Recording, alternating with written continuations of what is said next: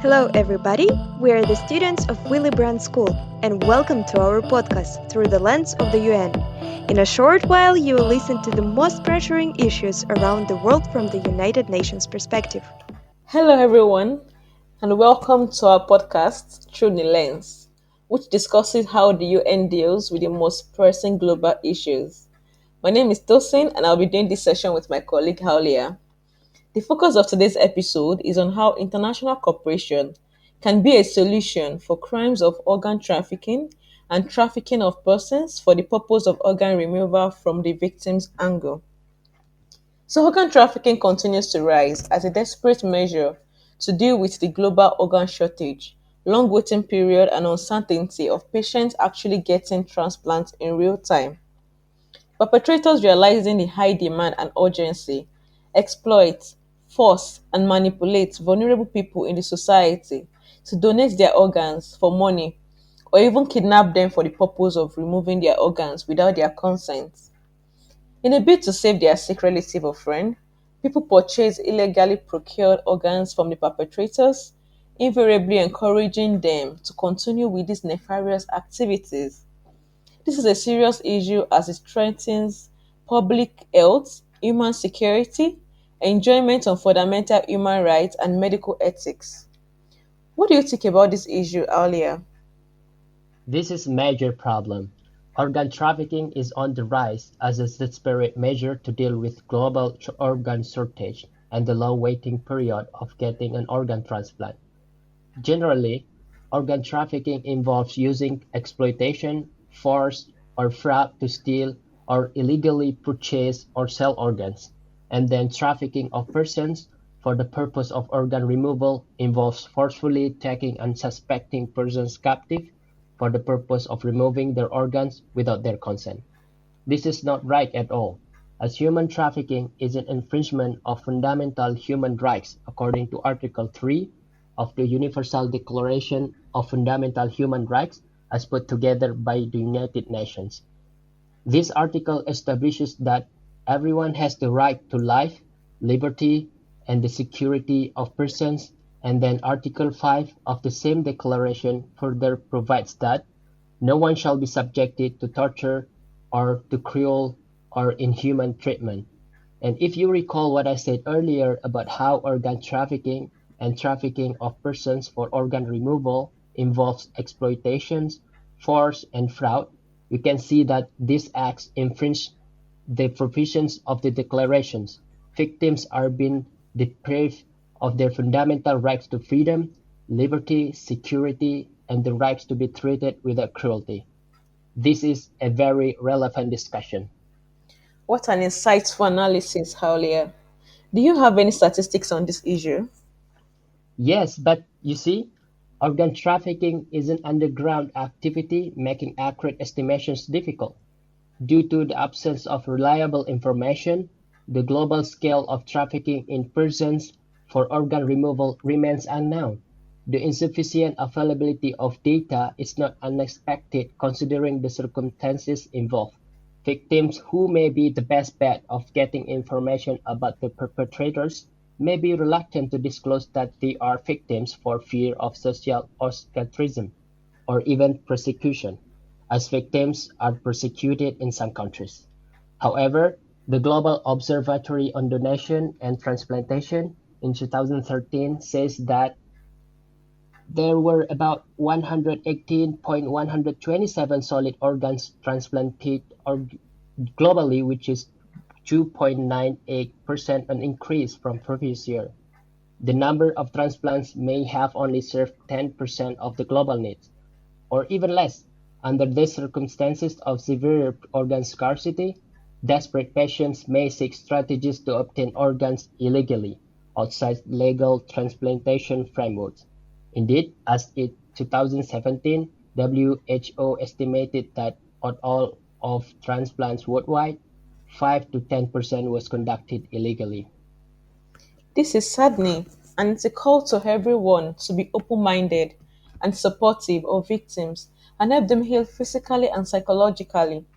This may in turn encourage victims to speak up, ask for help, and also provide further information about the perpetrators. Yeah, that is a valid recommendation.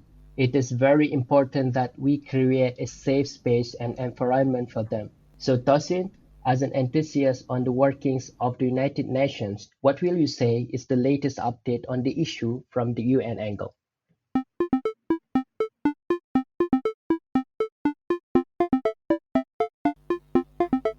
So, the latest updates from the United Nations is the resolution titled Strengthening and Promoting Effective Measures and International Cooperation on Organ Donation and Transplantation to prevent and combat trafficking in persons for the purpose of organ removal and trafficking in human organs.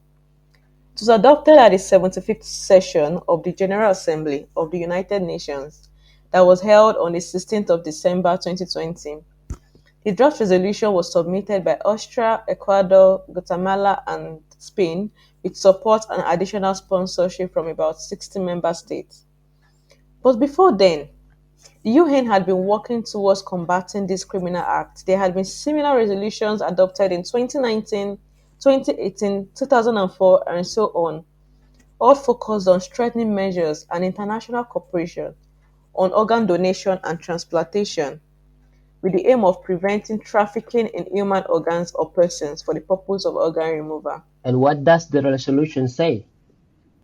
Yeah, the resolution highlights the need to strengthen local, regional, and international cooperation for the effective prevention and combating of trafficking in persons for the purpose of organ removal and organ trafficking. This is an important topic for the United Nations because, according to the UN Charter, these acts violate and impair the enjoyment of human rights and fundamental freedom, raising the need for measures that will prevent further infringement.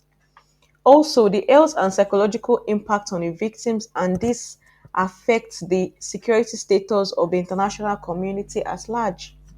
No, it raises the awareness that someone you know could be the next victim. So this is an issue that should not be ignored at all. Tosin, from all you have said, I can deduce that the UN play a significant role in this discussion, doesn't it? Yes, indeed, it does. Especially considering that one of its objectives is to maintain international peace and security and foster worldwide cooperation to solve social, security, and humanitarian problems. In addition, Article 28 of the Universal Declaration of Fundamental Human Rights, you cited earlier, also establishes that everyone is entitled to a social and international order in which the rights and freedoms of the citizens in member countries can be achieved. Now, the resolution takes note of this provision by recommending that member states implement strategies that will ensure non-discriminatory access to human organ transplantation, increase public awareness about voluntary donation, and the physical, psychological, and social risks of organ trafficking and trafficking of persons for the purpose of organ removal. They are also to create systems for all organ donation and transplantation in their states and ensure that donors have healthcare support and that the existing legal measures are improved to discourage the further perpetration of these crimes. The recommendations you just listed are for the individual member states. Does the UN take cognizance of the measures for international cooperation, as the title of the resolution suggests? Yes, it does. Through this resolution, the UN encourages the continued work of the WHO Task Force on Donation and Transplantation of Human Organs and Tissues, the United Nations Office on Drugs and Crime, and the Office of the United Nations High Commissioner for Human Rights on implementing guiding principles on ethical practices in organ and tissue donation and transplantation worldwide, including the development of additional transplantation registries. It is very important that we keep in mind that one of the UN's objectives is to maintain international peace and security and foster worldwide cooperation in order to solve social, security, and humanitarian problems. So, this issue of organ trafficking and trafficking of persons for organ removal is a really relevant part of the UN's focus. In fact, Article 5 of the Trafficking in Persons Protocol of the United Nations requires member states to criminalize trafficking in persons for the purpose of organ removal. And why the emphasis on international cooperation?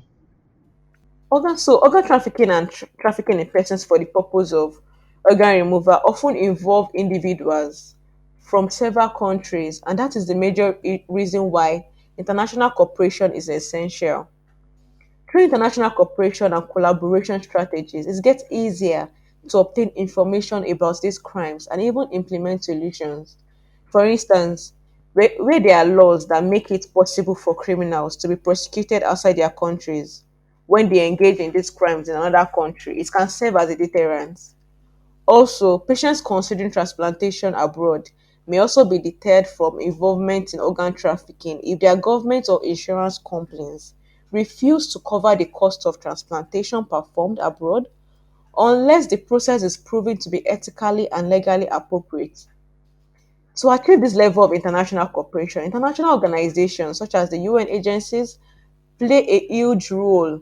For instance, in the collection of data and information on these crimes, the national collaboration and cooperation is important for these agencies to operate data banks and develop legal agreements and treaties to enable countries supply information to them with confidence on how it will be used to trace and apprehend traffickers.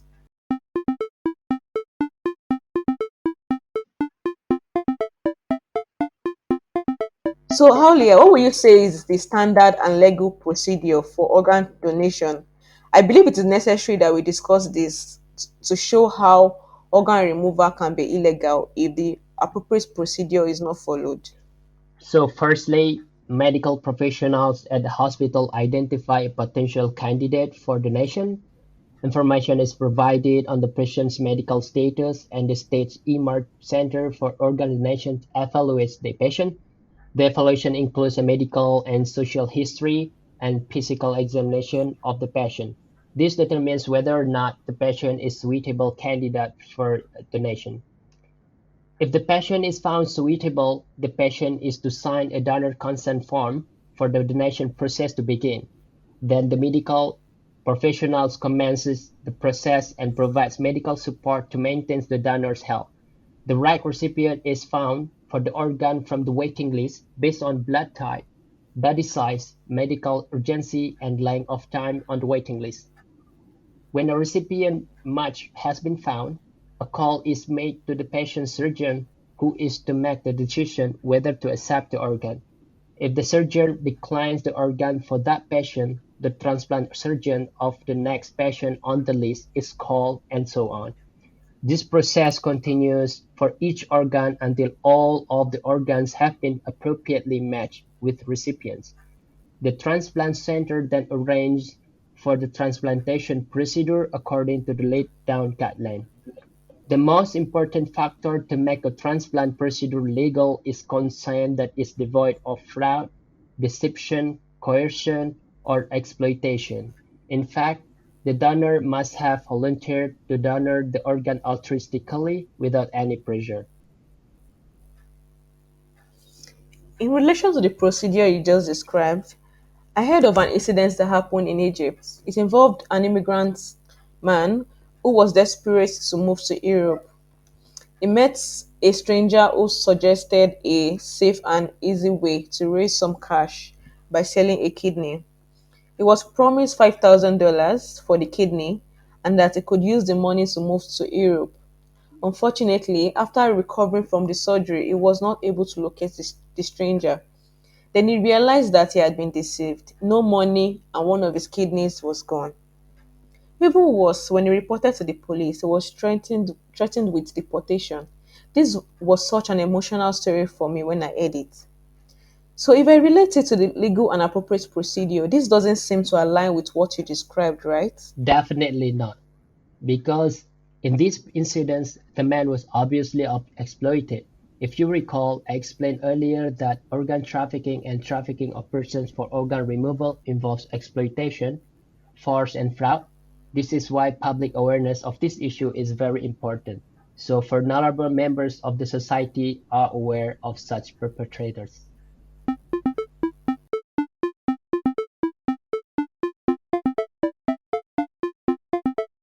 So, our dear listeners, you have heard it from the statistical aspect and the UN workings on resolving this issue and the reason for the emphasis on international cooperation.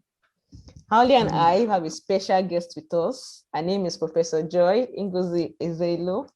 It's a pleasure to have her as our guest. So Professor Joy Ezelo is the Dean Emeritus at the Faculty of Law, University of Nigeria, Nsukka, and a former UN Special Rapporteur on human trafficking.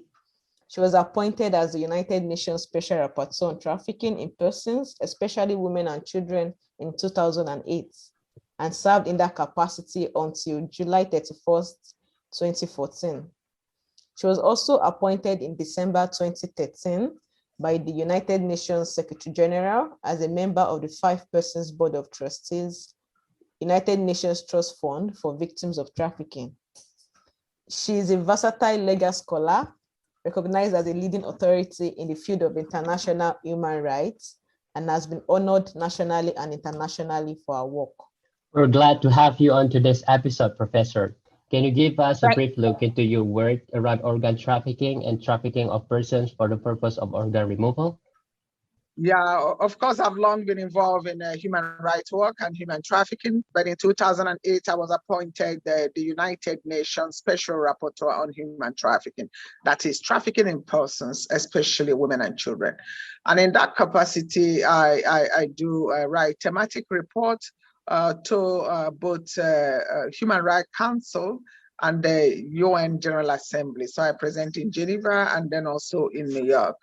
But importantly, I do country visits and I receive communications, and then I also do expert meetings around issues that will form or inform my report and some other where we need to take action, because I help to guide states on necessary action to implement the legal frameworks on human trafficking. With regard to organ trafficking in 2013, I think I devoted a report, a thematic report on the subject that I presented at the UN General Assembly in October. And this report was informed by the fact that as I was doing mission around the world and as I was doing country visits, I noticed a gap both in the legal framework in country to cover the subject of trafficking in persons for the purposes of removal of organ. And here there is a little bit of confusion, which I call also semantics, that some country would like to criminalize trafficking in organs and not trafficking in person. I mean, they focus on that. But then the person, you can't really move the organ without positioning the person in a way they are closer to where that could be used. So trafficking in persons for the removal of organs is what I focused on as a human rights issue, as a legal issue, as an ethical issue. And then what inform even ordinarily trafficking in person is around demand. So with regard to advancement, which is good in medical practice, that's what led to transplantation.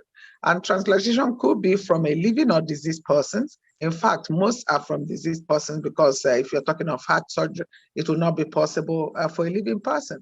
But increasingly also, we've seen that transplantation from a living persons, like in kidney, is possible, and then people prefer that, and there have been remarkable improvement medically.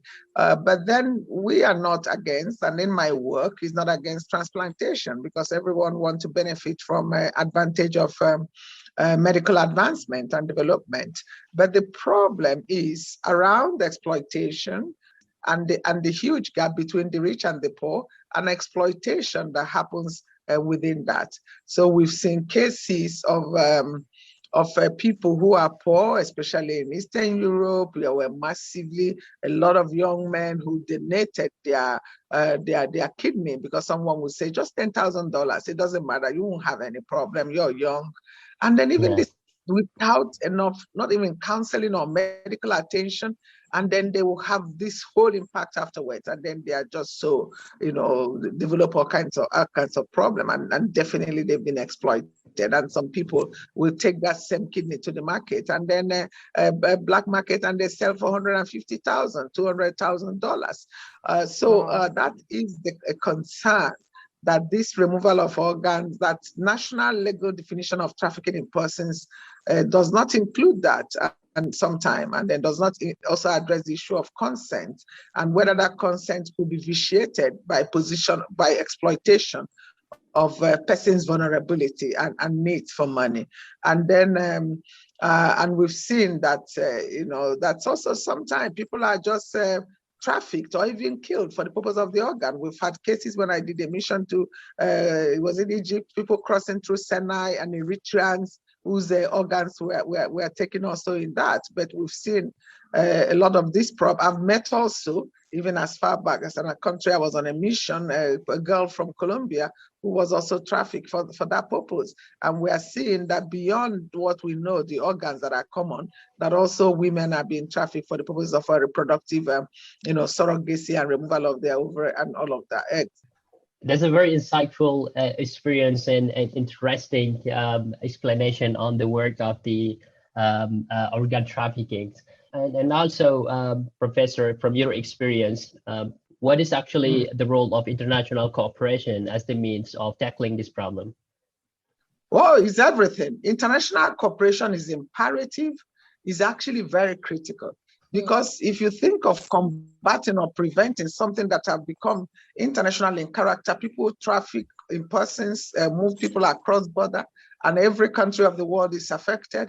Also, people also move organs across borders again, and then for the purpose of course, exploitation, trafficking in it, they're all part of it. So it requires an international cooperation, one, to enforce the existing legal framework, and secondly, also to smash the gangs of criminals who are involved in this, and then again, to ensure that that removal of organs,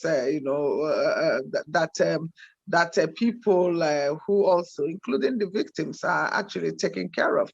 But importantly, like a mutual legal assistance, if someone has who has committed a crime with regard to this, there has to be effectively, criminal justice system should take place, and they should be appropriately penalized for that offense. And because especially when it's for financial gain or commercialization, which many countries are, of course, now prohibiting again, because it's the commercialization of it, and then trafficking in that, and trafficking also in human beings for the purpose of removal of their organs.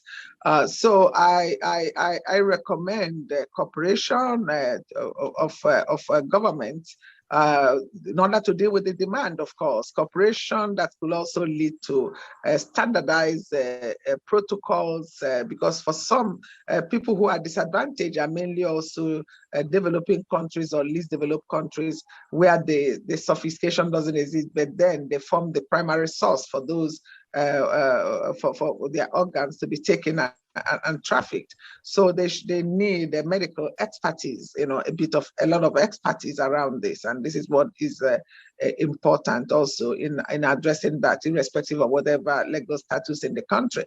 Again, they should also discourage tourism around this, because there are countries people go because they know that's where they can get that. So tourism around organ trafficking, so there should be extra territorial legislation to combat child sex tourism, and then of course going on medical tourism that is just for that. And so if they put in a number of measures, which some countries are doing, people can willingly, donate. I mean, say if the person dies and say I'm donating, then that's the case. Otherwise, then the living persons must be people related to them, to remove also the notion of any commercial gain. So for the source countries of trafficking in person, it's very crucial that they really work with several advanced countries that have the intelligence, that have also the technology to use in tracking that. Wow, thank you so much for that input. Very insightful. So from your suggestions, I could deduct that, in measures that can be implemented to further promote international cooperation includes having a standard protocol, discouraging transplantarism and trying to change the perspective of people regarding the commercial gain of getting organs illegally and selling them illegally as well. But if we look further, like what do you think can be done to address the factors that are responsible for this particular issue? There is a lot because they have to also, states will have to work with civil societies, law enforcement officers, frontline officers, border guards. They should be aware of this. Even travel industry where people travel with this and they get fake medical reports. A lot has not been. We need to do more on prevention and demand in order to address the issue of prevention and demand, especially among potential target population. These days people have, think of Africa, a lot of youth joblessness, and lack of unemployment, and people are battling for livelihood. And somebody offers $10,000, for example, I'm thinking for a poor youth, and say, oh, only one kidney you can live for. They will easily, take that offer. So states should, cooperate with national medical and also international transplant community in terms of ethical culture around transplantation, Right. because that and the longer term prevention strategies is very important to make sure that people genuinely want to donate, and then they can have national self-sufficiency, and then to improve data, because there should be a shared data in this at this level, Yeah. so that people can see, and then they can check and make sure. There are other things we've tracked in the world that they will know that this is not traffic or gotten in an unethical manner. Wow, thank you so much for your input today, Professor Joy Zelo. It has been an insightful interview session with you. We appreciate you so much for joining us today, for sparing us some time to discuss the issue of trafficking of human organs and trafficking of humans for the purpose of organ removal, and also sharing us your input from working in the space of human trafficking on how international cooperation may be a step in the right direction. Today has been so insightful, and you've taken us to different aspects, and experience is really the best teacher, because there's so many aspects that we weren't even found during our research. You've enlightened us on it so well today, and we hope that more innovations, more development to be done towards addressing this issue and ensuring that everyone feels secured wherever they are. Thank you so much, Professor Joy.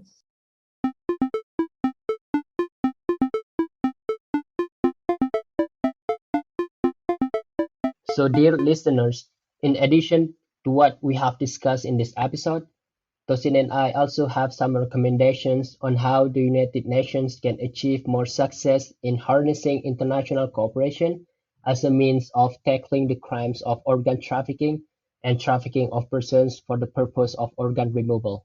Our first recommendation is that the United Nations should implement mechanisms to enforce that all member states should comply with Article 5 of the Trafficking in Persons Protocol of the United Nations, requiring that all member states should criminalize trafficking in persons for the purpose of organ removal and organ trafficking in the domestic laws of their states.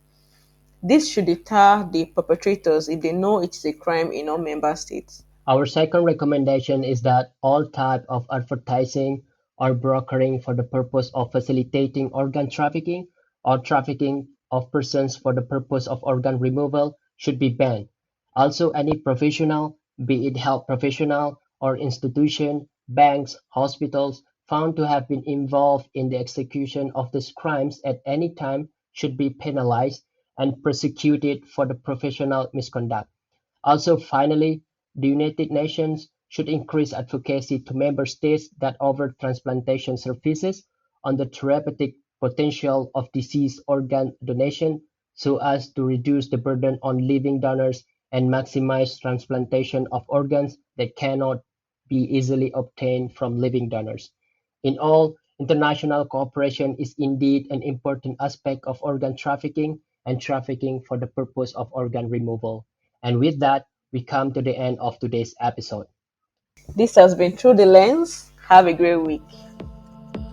And with that, we have come to the end of today's episode.